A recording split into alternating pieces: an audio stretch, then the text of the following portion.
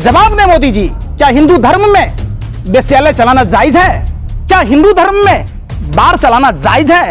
क्या हिंदू धर्म में आप बात करते हैं हिंदू धर्म की, राम और कृष्ण की, और वहां गौ मांस बेच रहे हैं? सेक्स रैकेट चलाने वाला भारतीय जनता पार्टी का प्रदेश उपाध्यक्ष, आप भी गोबर को च्यवनप्राश समझ के खाते हो क्या? बीफ एक्सपोर्टर्स कंपनियों से कितने चंदा लिया, ब्राजील को पछाड़कर भारत नंबर 1 कैसे बना? ये उसी सपोले के बच्चे हैं, इनका डीएनए खराब है, जो आजादी के पहले भी और आजादी के बाद भी देश में ये जहर उगलने का काम करते हैं। ये ड्रामेबाज लोग हैं, ड्रामे मोदी नहीं मदारी है, झूठ बोलने की इसको पैदाइशी बीमारी है, जन्मजात बीमारी। लाख का सूट पहन के लगातार झूठ पर झूठ, झूठ पर झूठ, झूठ पर झूठ बोलता है। जब सर खुजाओगे, इनके सिलेबस में हर दिन के लिए एक नया। रानी जी के पास चूड़ियां कम है क्या? बड़ा चूड़ियां लेकर घूमती थी, तो इन चूड़ियों की जरूरत आज स्मृति ईरानी जी को है और देश के प्रधानमंत्री। शायद आप लोगों को नहीं पता होगा, यही आप लोग देश के मीडिया की सबसे बड़ी बदकिस्मती है कि 52 ग्राम गांजे पर आप लोग नागिन डांस कर रहे थे।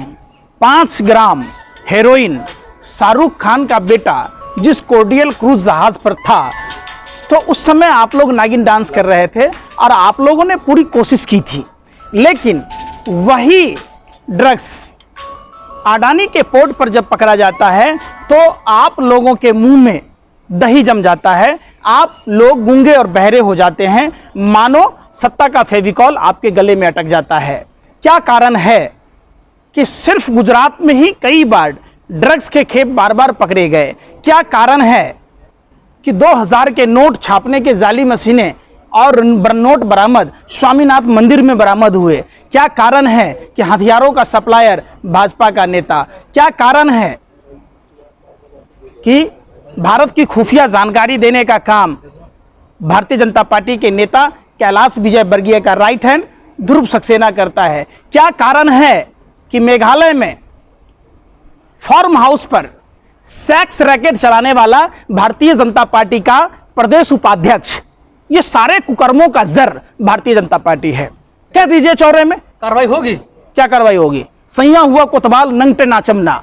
जब सारा का सारा सिस्टम भारतीय जनता पार्टी की जो मौजूदा सरकार है उसके हाथों की कठपुतली है, तो क्या आप उम्मीद करते हैं कि सीबीआई, ईडी, आईटी आज मीडिया से, पूरे मीडिया हाउस से भारतीय जनता पार्टी का नेता जो चकला घर वेश्यालय चलाता था, जो राम और कृष्ण की बात कहता है, वो आदमी एक भी मीडिया के प्लेटफॉर्म पर अगर चर्चा नहीं होती?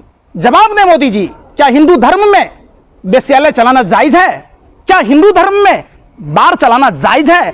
क्या हिंदू धर्म में आप बात करते हैं हिंदू धर्म की, राम और कृष्ण की, और वहां गौ मांस बेच रहे हैं, बीफ एक्सपोर्टरों से पैसा ले रहे हैं? वाह, कमाल करते हैं। वो तो बीफ पे बैन लगा रहे हैं, आप कह रहे हैं बीफ को एक्सपोर्ट कर रहे हैं। भारत नंबर 1 कैसे हुआ भैया? आप भी गोबर को च्यवनप्राश समझ के खाते हो क्या? बीफ एक्सपोर्टर्स कंपनियों से कितने चंदा लिया, ब्राजील को पछाड़कर भारत नंबर 1 कैसे बना? ये तो बता दो। तो वो नहीं बताओगे? बताओ ना। अभी जो कौन था वो अमरनाथ यात्रा पर हमले की साजिश रचने वाला तालिब हुसैन, जो भारतीय जनता पार्टी का मीडिया और सोशल मीडिया विंग का प्रभारी था, उसके संबंध ऐसे याराना संबंध थे भारतीय जनता पार्टी के जम्मू के नेता के साथ। आप उस पर चर्चा नहीं करोगे? आप चर्चा नहीं करोगे उदयपुर की घटना में जो हत्या करने वाले लोग थे, गुलाब चंद कटारिया के लोग थे? आप वो बात नहीं कहोगे कि शाहीन बाग में जो बिरयानी खाने गई थी गुंजा कपूर, वो उनसे संबंधित लोग हैं? जो जामिया के प्रोटेस्ट में गोलीबारी कर रहे थे, उसको भारतीय जनता पार्टी ने बनाया। जहां मॉब लिंचिंगों में जो लोग थे वो सब भारतीय जनता पार्टी के लोग थे। तो आप जब देखिएगा तो देश में सारे कुकर्मों का जर भारतीय जनता पार्टी है। लोग डर से नहीं बोल रहे हैं, ईडी के डर से, सीबीआई के डर से, आईटी के डर से।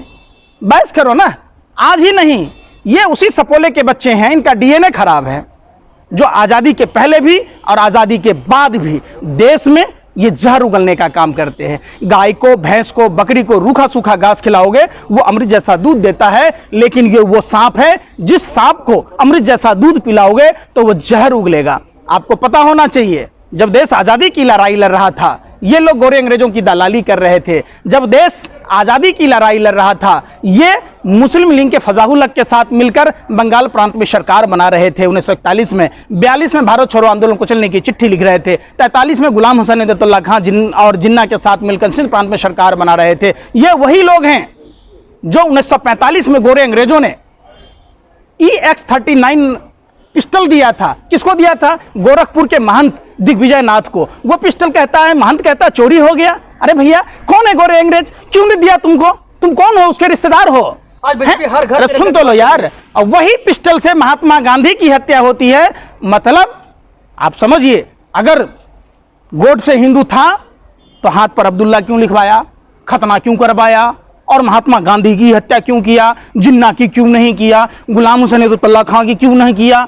ये मतलब साफ समझिए, इनका कोई मतलब लेना देना देश से नहीं है और हिंदुओं से नहीं है। हिंदुओं तिरंगा की बात हो रही है। आज बीजेपी करी हर घर तिरंगा फहराएंगे 15 अगस्त तक। राष्ट्रभक्त कौन कह रहा? बीजेपी करी राष्ट्रभक्त बनो। 52 साल से ये झकमराने के लिए तिरंगा नहीं फहराया। अपने कार्यालयों पर आरएसएस के लोगों ने तिरंगा नहीं फहराया। अब सिर्फ और सिर्फ ये ड्रामेबाज लोग हैं। ड्रामे मोदी नहीं, मदारी है। झूठ बोलने की इसको पैदाइशी बीमारी है, जन्मजात बीमारी है।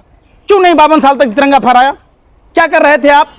और तिरंगे का सम्मान इतना ही था, जब कंगना रनावत ने झूठी आज़ादी की बात की तो क्या आप उसी झूठी आज़ादी में तिरंगा फहरा रहे थे? आपको तिरंगे का सम्मान नहीं था जो आपने कंगना रनावत को वाई प्लस सुरक्षा दे दी? शर्म नहीं आती? वो तो मोदी जी कह रहे हैं गुलामी का दौर था। वो कौन सा गुलामी का दौर था? कह रहे हैं 60 साल गुलामी का दौर था, अब आजादी आई है, अब मिली आजादी, अब राष्ट्रभक्त झंडा बनो। लगाना होगा। अब झंडा भैया, लगाना होगा। इसी से CNRC आप इसी से CNRC हो जाएगा। जो देखिए, देशभक्त है वो यहाँ ये आ जाएगा। क्या बोलते हैं इनको खुद ही नहीं मालूम। ये कंफ्यूज प्रधानमंत्री हैं। इनको जितनी बातें ये बोलते थे, भाइयों एवं बहनों, डॉलर के मुकाबले रुपया कर देंगे, कर दिया, गर्त में ढकेल दिया। इनकी स्पीचों पर सुनेंगे तो प्रधानमंत्री अपने आप को सलमान खान समझते हैं। जो बात बोलते वो डिफिनिट नहीं करते। झूठ का पिलिंदा है पूरे विश्व में। इससे बड़ा झूठ बोलने वाला 5 लाख का बूट, 1.5 लाख का चश्मा, 1.5 लाख की घड़ी, 10 लाख का सूट पहन के लगातार झूठ पर झूठ, झूठ पर झूठ, झूठ पर झूठ बोलता है। जब सर खुजाओगे, इनके सिलेबस में हर दिन के लिए एक नया झूठ तैयार है। और किसी बड़े बुजुर्गों ने सच ही कहा है कि एक झूठ को छुपाने के लिए आपको 1000 झूठ बोलने की जरूरत पड़ती है। और इसी झूठ ने भारत को गर्त में ढकेल दिया। इसी झूठ ने। जिस तरह आर्यन खान का मामला जब आया था तो पूरे देश में कोहराम मचा हुआ था। यहाँ स्मृति ईरानी बेटी का मामला है, यहाँ कहीं कोई आवाज़ नहीं उठाने वाला। आप ये देखिए ना कि जब अडानी के पोर्ट पर हेरोइन पकड़ा जाता है तो कहाँ कोहराम मचता है, कहाँ सांप सूंघ जाता है सबको। बार बार गुजरात में ही क्यों मिलता है? तो स्मृति ईरानी जी कह तो रही है मेरी बेटी अभी 18 साल की है, कॉलेज में पढ़ाई करती है, लाइब्रेरी में बैठती है, आप उस पर आरोप लगा रहे हैं कि बाढ़ चला रही है, कर रही है। स्मृति ईरानी पर बेटी का, नाबालिग बेटी का सगाई करने का भी केस होना चाहिए। मंत्री रहते हुए अपनी नाबालिग बेटी का 2021 में सगाई कैसे कर सकती है?